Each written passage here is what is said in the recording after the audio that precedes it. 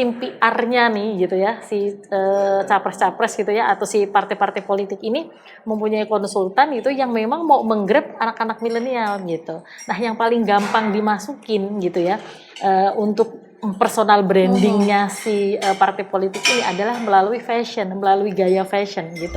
Capres-capres ini di belakangnya ini itu memang ada konsultan fashionnya ternyata untuk baca pres gitu ya.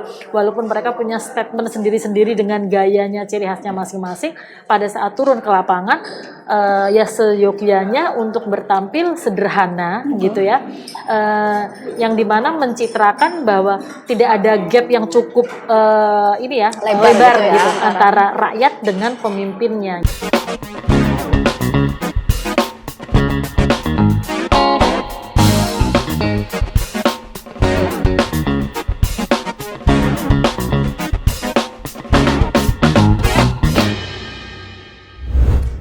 Sobat Bisnis, berjumpa kembali bersama saya Ririn Oktaviani di podcastnya Bisnis Indonesia. Sobat Bisnis, kira-kira hari ini fashion saya sudah rapi atau baju saya juga cukup senada?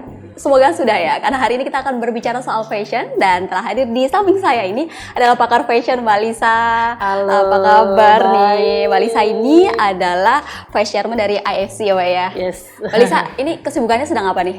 Adakah sedang mempersiapkan eksibisi yang sedang mau berjalan bulan-bulan dekat ini atau seperti apa nih?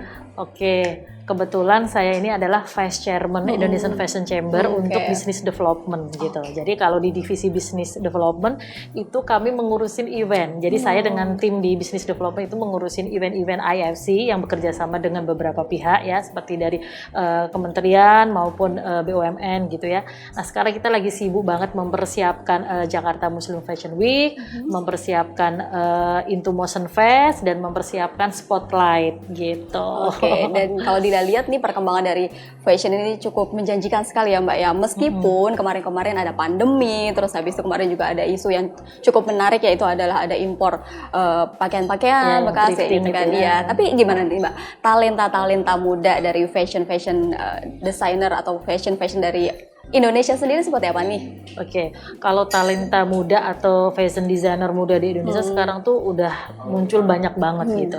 Karena kalau di seluruh Indonesia ya, nggak cuma di Jawa sentris gitu. Yes. Kalau dulu kan mungkin hanya di kota-kota besar ya gitu. Nah, sekarang ini fashion itu tidak hanya untuk menjadi desainer, ibaratnya nggak harus sekolah mode yang D3 atau S1 gitu, tapi SMK pun yang jurusan fashion pun itu juga bisa melahirkan fashion designer gitu, karena kurikulumnya kan sekarang sudah berbeda gitu. Jadi Kementerian Pendidikan dan Kebudayaan gitu juga menggarap kurikulum untuk tata busana sekarang yang selaras dengan perkembangan industri fashion gitu. Terus kemudian juga seperti dari Kementerian Tenaga Kerja ini pun juga ada yang jurusan vokasi khusus fashion teknologi gitu. Kalau dulu mungkin atau sebutannya BLK ya, biasanya outputnya itu hanya operator jahit. Sekarang dia ada jurusan yang outputnya adalah asisten desainer maupun desainer gitu. Naik tingkat ya pasti. Betul, sehingga karena sekarang sekolah fashion itu tidak hanya di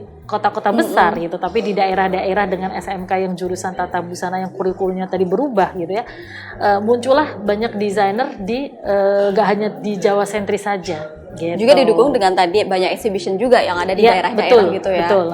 Terus kemudian kan muncul event-event Fashion Week gitu. Seperti kalau Indonesian Fashion Chamber ini kan udah konsisten dari sejak berdiri gitu ya, dari 2016 sampai sekarang yang di tahun ke-8 gitu ya. Kita memang konsisten untuk memprakarsai gitu ya, untuk pengembangan industri fashion melalui event-event gitu. Baik itu yang diselenggarakan oleh IFC Pusat maupun yang diselenggarakan oleh chapter-chapter gitu. Jadi kalau diperhatikan, jadi di chapter-chapternya atau cabang-cabangnya IFC itu ada Semarang Fashion Trend, ada Surabaya Fashion Trend, Surabaya Fashion Parade, Bali Fashion Trend, banyak ya di chapter-chapternya kita gitu. Nah, sehingga edukasi mengenai fashion itu sudah sampai ke pelosok gitu. Dan tentunya juga melahirkan banyak sekali brand-brand lokal gitu kan. Tadi juga sudah literasinya cukup banyak, didukung juga oleh pemerintah gitu kan. Nah, dengan banyaknya produk-produk lokal, karena saya juga sebenarnya suka sekali juga dengan produk-produk lokal yang ada di Indonesia gitu kan. Dengan adanya banyak produk lokal, bagaimana nih tantangan-tantangan antar para penggiat dari fashion sendiri seperti apa sih Mbak? Nah, tantangannya itu memang harus membuat inovasi produk dan juga DNA brand gitu ya yang kuat.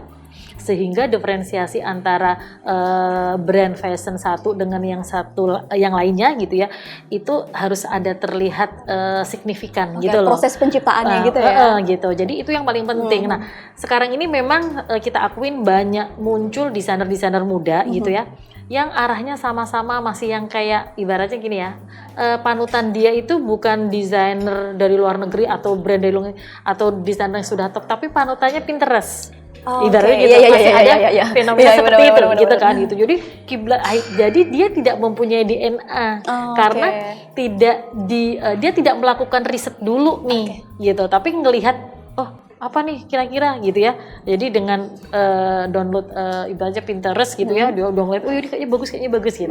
Sehingga dia hanya membuat sesuai dengan yang muncul di situ yang bagus, tapi tidak ada DNA-nya gitu. Nah, mungkin tantangannya adalah ini adalah apa ya? Mungkin pemerintah gitu ya, dan juga nanti di asosiasi itu harus membuat workshop khusus untuk desainer-desainer muda ini untuk menciptakan DNA brand gitu, sehingga apa yang dia hasilkan produk-produknya itu memang memiliki ciri khas yang kuat gitu, dan kemudian bisa long term. Kalau punya DNA yang kuat kan otomatis long term. Seperti kita lihat brand Dior, Prada dan sebagainya, walaupun dia ganti-ganti desainer, kreatif direkturnya, tapi kan dia tetap lainnya sama. Gayanya Dior seperti itu, gayanya Prada seperti itu. Paling yang membedakan pada saat dia berganti dengan kreatif director itu ciri khasnya dikit-dikit lah yang menempel berbeda, di situ, tapi gitu secara garis besar DNA-nya sama. Gitu ya. Gitu. Apalagi kalau kita lihat di Indonesia sendiri kan banyak banget ya kayak keanekaragaman, mulai dari batik, terus habis itu kalau kita ke timur-timur ada songket-songket dan lain sebagainya. Itu bisa kemudian jadi DNA tadi ya Mbak ya? Ya, kalau misal memang DNA-nya itu memang mau mengembangkan atau memanfaatkan budaya lokal gitu ya, dengan kain-kain tradisionalnya gitu. Nah, itu juga harus jelas juga sih gitu. Jadi itu nanti akan dimasukkan di dalam core-nya pada waktu pembuatan DNA gitu loh. Jadi membuat DNA brand itu kan ada banyak aspeknya yang mesti disiapkan gitu ya. Yang pertama itu latar belakangnya dia menciptakan produk itu apa. Terus kemudian style yang dipilih gitu. Kan ada 6 basic style. Apakah dia gayanya feminim romantis, apakah gayanya klasik elegan, apakah gayanya itu arti offbeat, itu harus jelas nih gitu. Sehingga customer itu juga, aku kalau beli brandnya si A gitu, udah pasti gayanya ini feminim romantis gitu. Terus segmennya untuk usia berapa kan harus jelas. Jadi jangan ganti-ganti. Nanti kalau misal koleksi tahun ini keluar feminim romantis, kemudian koleksi tahun depan arti offbeat, kemudian keluar apa lagi, akhirnya confused. Akhirnya tidak ada DNA gitu. Jadi dia cuma hanya follower aja. Nah, itu nggak rata-rata brand yang seperti itu dia tidak long term. Gitu. Mbak, kalau aku sendiri style aku hari ini apa? Romantik feminim atau apa? Kalau ini lebih ke sporty casual. Oh gitu. Tapi sporty casualnya ada mixnya. Gitu. Mixnya itu klasik elegan. Dari mana? Dari warnanya, ya kan? Klasik elegan itu ciri-cirinya warnanya tuh warna-warna yang aman. Jadi misal kayak warna hitam, putih, abu-abu, krem gitu. Terus rapih. Nantinya rapih, kamu pakai kemeja ya kan, gayanya kemeja terus ininya dikancingin gitu kan. Terus kemudian kamu pakai sepatunya cewek kan, klasik warna gitu. Jadi ini jadi dinilai ini. Kelihatan sportinya itu dari modelnya yang ini sedikit asimetris, kemudian itu jadinya sporty casualnya mix dengan klasik elegan. Tapi sepakat dong sebagai seorang fashion designer gitu kan, kalau busana itu adalah first impression seseorang pertama kali gitu kan. Tapi berbicara nih soal ini kan sudah memasuki tahun politik. Kalau melihat gaya-gaya berbusananya para politisi sekarang ini seperti apa Mbak? Nah, ini menarik kan ya pasti ya. ya. Jadi Coba mengamati juga ya. Ini seru-seru banget sih gitu. Dan ini fenomena baru untuk yang menjelang pemilihan ini ya, pemilu yang tahun ini ya, 2024 2024 ya gitu. Dibandingkan dengan yang pemilu sebelumnya. Mungkin yang pemilu sebelumnya sudah mulai tapi belum berani statement ibaratnya gitu. Nah, mungkin yang tahun depan ini gitu ya, seiring dengan beda 5 tahun gitu ya, otomatis kan pemilih yang mempunyai elektribitas itu kan juga yang akan di-grab generasinya kan udah beda gitu. Kalau mungkin dulu masih ada yang generasi XY-nya, mungkin yang Gen milenialnya mungkin baru 30% gitu ya. Mungkin sekarang populasinya pemilih itu yang generasi milenial mungkin udah di atas 50%. Sehingga tim PR-nya nih gitu ya, si capres-capres gitu ya, atau si partai-partai politik ini mempunyai konsultan itu yang memang mau menggrab anak-anak milenial gitu. Nah, yang paling gampang dimasukin gitu ya untuk personal brandingnya si partai politik ini adalah melalui fashion, melalui gaya fashion gitu. Jadi cukup penting banget ya bagi seorang politisi ataupun capres lah gitu kayak untuk kemudian memperhatikan fashion dia ketika bertemu dengan publik gitu ya. Penting banget karena masyarakat kita ini sudah teredukasi fashionnya gitu. Beda dengan mungkin 10 tahun yang lalu atau bahkan 20 tahun yang lalu itu ibaratnya ya udah deh fashionnya itu dari warnanya ya kan. Warna udah dibikinin kaos aja yang warnanya merah, mungkin warnanya hijau gitu ya. Kalau yang mungkin 20 tahun yang lalu, tapi kalau yang sekarang ini udah nggak bisa begitu gitu. Fashion itu jadi statement gitu. Nah, statement ini juga yang akan meng-create satu image gitu sehingga kelihatannya wah partai politik ini sudah yang kekinian. Oh, pola pikirnya sudah berubah, sudah mengikuti zaman gitu sehingga berlomba-lombalah untuk bergaya gitu ya dengan style yang mempunyai ciri khas sehingga si calon-calon pemilih ini bisa yang ini gayanya seperti ini, yang ini gayanya itu gampang diingat gitu. Tapi kalau dilihat dari kemudian cara berpenampilan para politisi yang saat ini kita fokus kepada capres dulu ya. Yes. Ini apakah mereka memang memiliki fashion stylist di belakang penampilan mereka, Mbak? Yes. Pasti ya? Pasti. Jadi sekarang peran fashion stylist itu tidak bisa diremehkan dan itu memang menjadi satu kunci. Bahkan fashion stylist pun ini juga nggak hanya cuma capres nih, artis pun juga sekarang sudah punya fashion stylist sendiri-sendiri. Kalau dulu fashion stylist itu disediakan oleh televisi yang mau mengontrak atau gitu ya. Kalau sekarang benar-benar personal. Sudah lebih luas lebih gitu ya. Punya asisten sendiri-sendiri untuk jadi fashion stylist si artis tersebut gitu. Bahkan banyak banget sekarang tumbuh itu ya lowongan pekerjaan atau orang yang memang pengen jadi fashion stylist itu banyak banget, beda dengan sebelum-sebelumnya gitu. Nah, capres-capres ini di belakangnya ini itu memang ada konsultan fashionnya ternyata gitu. Dan di sini pun juga sudah ditata nih gitu. Oke, untuk yang nanti occasionnya resmi nanti stylenya begini, untuk yang non resmi atau yang informal gitu ya stylenya seperti ini, itu sudah diatur oleh fashion stylist di balik. Nah, kalau kita akan melihat nih satu persatu dari baca pres ya yang akan maju, ini ada Pak Ganjar, kemudian ada Pak Prabowo dan juga ada Pak Anies Baswedan gitu kan. Yang pertama adalah Pak Ganjar Pranowo yang telah mendeklarasikan bahwa baju yang akan dikenakan untuk masa kampanyenya itu adalah baju garis-garis hitam. Nih, seperti yang ada di layar ini ya, Sobat Bisnis. Nah, ini sebenarnya apa sih yang ingin disampaikan oleh Pak Ganjar dengan baju garis-garis dan tentunya dengan rambut putihnya? Mbak Lisa, gimana? Nah, kebetulan saya ini kan juga orang Jawa Tengah ya, dan beberapa kali ketemu sama beliau juga gitu ya. Kalau saya ngelihatnya sih dari kacamata saya pribadi ya, pendapat saya pribadi ini gitu. Pak Ganjar itu orang yang to the point gitu. Jadi kenapa hitam putih gitu? Maksudnya di situ dengan garis-garis hitam putih mungkin pengen melambangkan ketegasan beliau gitu. Aku itu orangnya to the point, tegas gitu kan. Ya kalau misal A B B atau hitam ya putih. Mungkin itu yang message yang pengen dia sampaikan gitu. Terus kemudian warna putih rambutnya gitu, itu memang jadi tren sih gitu. Jadi gaya rambut putih pun ini sempat booming gitu, dan sampai sekarang itu juga bukan menjadi hal yang jadinya kelihatan tua, justru fashionable. Oke. Gitu. Gitu. Oke, kita beralih lagi Jadi, nih. terus? Kita beralih ke Pak Anies. Mungkin Pak Anies tidak setiap harinya gitu ya menggunakan topi pet gitu seperti apa yang sudah koalisi usung gitu kan, koalisi perubahan. Tapi biasa bagaimana nih? Biasa Pak Anies tampil di acara-acara resmi gitu menggunakan topi namanya ini adalah topi pet atau gimana, Mbak? Ya, mungkin beliau pengen itu sih bikin statement topi seperti itu kan baret ya, topi baret ya. Namanya. Topi baret itu kan identik dengan topinya tentara atau pejuang ya, gitu.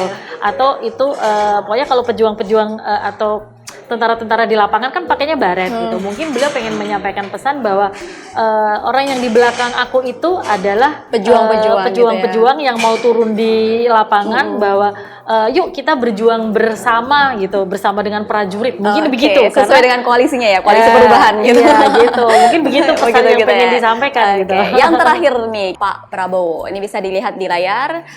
Ini Pak Prabowo di acara-acara resminya biasa menggunakan PDL ya Mbak ya? Ya, nah ini apa nih Mbak yang ingin disampaikan Pak Prabowo dengan stylenya seperti itu? Oke, nah kalau yang Pak Prabowo saya lihat beliau itu kan orang tahu Pak Prabowo itu adalah jenderal dan beliau itu kan berkarir ya dari pangkat paling bawah sampai yang tertinggi jadi jenderal dan memperjuangkan cintanya dia dengan Indonesia gitu. Itu kan selalu beliau gaungkan gitu. Nah, yang beliau pakai itu adalah seragam tentara zaman dulu gitu. Jadi mungkin pengen ngambil spirit gitu ya, spirit perjuangan tahun tentara-tentara pada zaman kemerdekaan tahun 45 gitu ya. Itu yang spiritnya mungkin beliau bawa gitu. Sehingga dengan warna broken white-nya dengan cargo pocketnya gitu ya. Itu memang yang pengen jadiin ciri khas bahwa nih aku juga pejuang yang cinta tanah air gitu. Jadi lebih ke cinta tanah airnya itu yang dia pengen sampaikan. Mbak, tapi busana itu bisa mencerminkan keputusan atau kebijakan dari seorang pemimpin nggak sih? Tentu sih, karena gaya berpakaian itu kan juga mempengaruhi pesona atau karisma. Oke. Karisma harus berkarisma atau enggak nih? Gitu. Jadi itu memang penting banget sih gitu. Oke. Nah, ini berkaitan soal kalau seandainya kalau seandainya para politisi berkampanye, kemudian bertemu dengan rakyat yang ada di daerah, masyarakat yang ada di daerah gitu kan. Pakaian atau fashion yang kemudian akan nyaman bertemu dengan masyarakat tuh seperti apa sih? Kalau kita lihat Pak Jokowi kan selalu menggunakan sepatu cat gitu, kemudian kadang menggunakan kaos polos dan lain sebagainya. Nah ini tips-tips nih untuk kemudian ke lapangan bertemu dengan masyarakat. Nah kalau saya sendiri sih prefer bagaimanapun Indonesia itu adalah orang timur yang masih memang identik membawa kepakeman ketimurannya gitu ya. Jadi sebaiknya memang harus kesan humble itu harus tetap gitu. Kita tahu sendiri bahwa Pak Jokowi selama 2 periode ini dengan penampilan beliau yang casual gitu ya, walaupun beliau karismatik, beliau udah sepuh pun juga mau bergaya muda gitu kan. Dia juga sering kan memakai jaket-jaket bomber, kemudian juga memakai sepatu-sepatu cats gitu. Itu adalah caranya beliau untuk tampil elegan, sederhana gitu ya. Terus humble gitu, tapi juga membuat nyaman generasi milenial. Jadi juga biar nggak ada kayak jeda gitu ya. Nggak ada gap gitu, nggak terlalu ditakutin gitu ya. Karena kalau misal memakai yang terlalu resmi, kalau yang presiden kita zaman dulu kan selalu pakai jas ya. Walaupun turun ke lapangan kan juga masih sering memakai yang resmi banget gitu. Itu kan jadi berasa ada kayak gap. Tapi dengan gaya penampilan Pak Jokowi yang sederhana kan menimbulkan bahwa kayaknya aku sebagai ratu kalau mau ngomong tinggal bilang aja gitu. Nah, saya sarankan juga untuk baca pres gitu ya.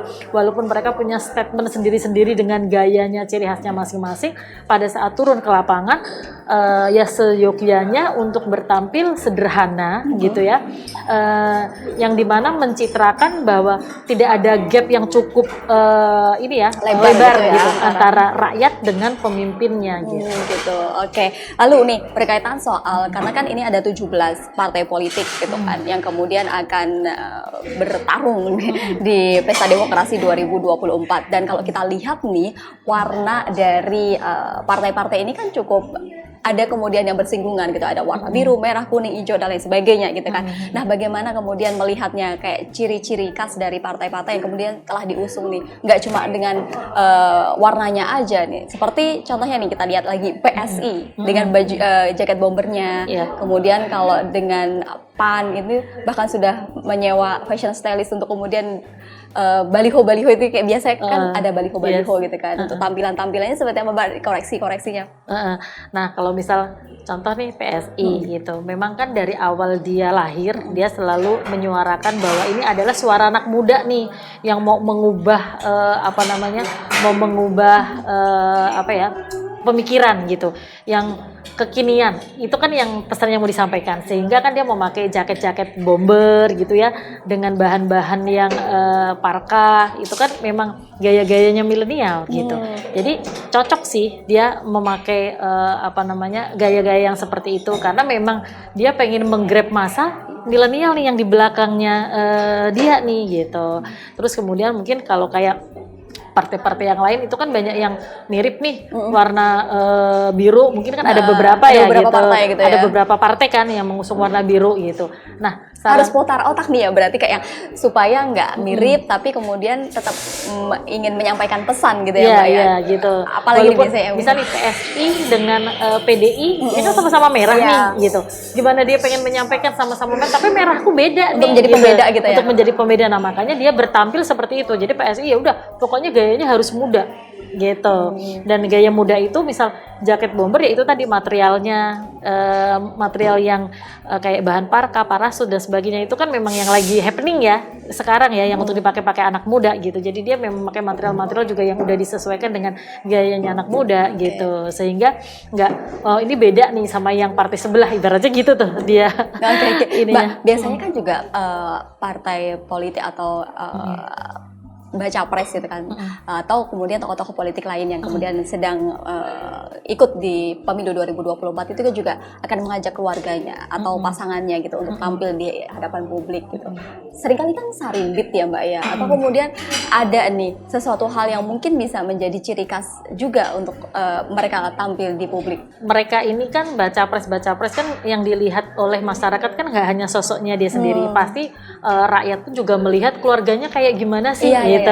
Nah, orang Indonesia itu yang paling gampang diinfluence itu kalau melihat keluarga bahagia atau couple goals gitu kan. Nah, sehingga para baca pres itu ya ini tadi dia akan memanfaatkan maksudnya pasangannya atau anaknya gitu ya untuk memang dia jadi satu support system gitu ya yang orang tuh ngelihatnya enak gitu ya. Nah, jadinya fashion stylist ini kalau memang dulu sarimbitan kebar semua, sekarang tuh kayak fashion designer yang ibaratnya satu koleksi. Jadi nggak harus semuanya kembar sama tapi ada benang merahnya. Terus habis itu selain kita berbicara soal baca presnya gitu, kita juga akan berbicara soal simpatisannya gitu kan. Kan biasanya simpatisan juga akan mengidolakan baca presnya kemudian ikut-ikutan nih untuk kemudian menggunakan style tersebut. Nah, itu apakah juga menjadi salah satu strategi nih supaya kemudian diikuti oleh pengikut atau simpatisannya yang tentu saja akan menghasilkan suara di Pilpres 2024. Gimana Mbak? Yap, jadi gini,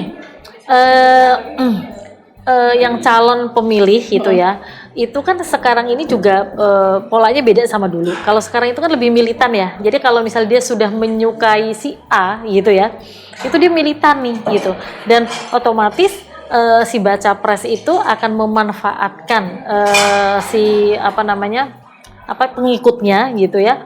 Itu untuk memakai dress code yang sudah dia tentukan sehingga secara di masyarakat dilihatnya itu jadi ter-highlight dengan jelas gitu loh. Bahwa ini adalah pengikut dari. Yes, gitu. Jadi nggak kalah hebohnya lah kalau kayak nonton sepak bola gitu ya. Dan gitu. Tercirikan gitu ya. Betul. Dan pengikutnya itu juga pengen diciptakan suatu kesan bahwa memakai seragam itu bangga. Oke. Gitu, nggak hanya cuman ibaratnya seragam saringan tahu. Kalau dulu kan asal kaos aja gitu ya. yang nanti udah sekali pakai dibuang. Kalau ini bener-bener pengen menciptakan bahwa pengikutnya memakai itu juga berasa keren, gitu. Gue keren loh pakai gue partai politik si A, gue partai politik si B, gitu. Makanya dipikirin bener tuh, even untuk pengikutnya itu mau seperti apa itunya. Gitu. Tapi berbicara kalau dulu kan masih sering banget ya kita dengar bahwa kalau seandainya hadir di acara politik, mungkin nanti akan bajunya adalah baju partai. Ya mungkin kita bisa lihat kayak yang tadi baju partai gitu-gitu dan lain sebagainya. Tapi bentuknya biasanya kaos gitu kan. Tapi kan kemarin sudah agak bergeser dengan Pak Jokowi yang kemudian memakai baju kotak-kotak gitu kan, dengan kemudian kemeja dan lain sebagainya. Nah, ini berarti besok juga harus berpikir lagi nih ide kreatif apa yang kemudian bisa menjadi aksesoris lain untuk para pendukung di Pilpres 2024. Jadi kalau misalnya mau seru nih, gimana nih, Pak? Apa ide-ide gila harus tinggalkan, harus ini ya. Semoga didengarkan oleh baca pres dan juga gak cuma baca pres juga, tim tokoh-tokoh politik yang tokoh-tokoh politik yang pengen ini ya gitu. Fashion itu adalah salah satu cara yang paling cepat untuk bisa mempengaruhi dan masuk ke semua lapisan masyarakat gitu. Ini adalah satu elemen penting gitu. Jadi yang dipikirin jangan hanya cuman gaya tampilan si ikon-ikon yang akan diusung, dan juga visi misinya ya. Jadi harus memikirkan juga, kayaknya sepele nih gitu, tapi harus dipikirkan juga nanti pengikutku atau gimana caranya untuk menginfluence si pemilih itu untuk ikut juga. Itu adalah dari itu tadi atribut-atributnya itu harus dipikirin banget gitu. Jadi mungkin bisa menciptakan desain jaket yang keren, terus kemudian polo shirt yang keren gitu. Terus kemudian kalau t-shirtnya juga jangan cuma t-shirt round neck terus kemudian disablon, jangan begitu gitu. Nanti kan sekarang kan ada jasa digital printing ya, maksudnya yang luar biasa, itu bisa aja dengan bermotif-motif yang nanti punya message gitu. Jadi nanti bisa aja keluarin serial Gatot Kocok misalnya gitu ya, yang nanti partai PAN misalnya gitu, nanti ada ceritanya, warnanya tonnya seperti itu, nanti keluarin lagi kayak vest, keluarin lagi jaket juga bisa beberapa macam gitu. Nah itu pun juga bisa dimanfaatkan kalau misal nggak harus dikasih free, tapi bisa juga dijual di online shop. Itu pun juga akan menumbuhkan itu loh, loyalitas tadi ya. Satu loyalitas, menumbuhkan pertumbuhan ekonomi paling nggak loh, karena jadi opportunity bisnis loh, ya kan? Jadi opportunity bisa aja dibikin challenge. Partai politik membuat challenge untuk membuat desain ininya. Nanti dari situ bisa diwujudkan kompetisi di produksinya, gitu ya. Kan kompetisi yang menang nanti itu akan menjadi dress code-nya untuk partai ini, kan seru gitu. Terus nanti dijual mungkin di Shopee, Tokped, orang boleh deh, ini UMKM boleh ini, akhirnya pada bikin, ya kan? Kayak dulu waktu kita pandemi pada bikin masker semua. Nah mungkin ini momentumnya, bikin baju dress code berdasarkan dengan partai yang sedang berkompetisi, ya itu kan seru. Bisa. Gitu. Jadi ide nih untuk teman-teman dari politisi yang akan ke pemilu 2024 ini bisa salah satu kompetisi yang juga bisa menguntungkan mereka sendiri gitu ya Mbak ya. Oke, terima kasih sekali Mbak Lisa, seru banget. Kita harus ada part 2-nya nih. Besok mungkin bisa ketika mereka sudah melakukan kampanye ya Mbak ya, udah mendekati Februari itu udah selesai, nanti kita ketemu lagi untuk membahas seperti apa ya mereka ya. Melihat nih para tokoh politik yang kemudian sudah melakukan kampanye menuju pemilu 2024. Terima kasih sekali Mbak Lisa. Tadi obrolan kita tentang fashion di pemilu, mendekati pemilu 2024 ini kan podcast edisi kali ini. Sampai jumpa di podcast edisi berikutnya.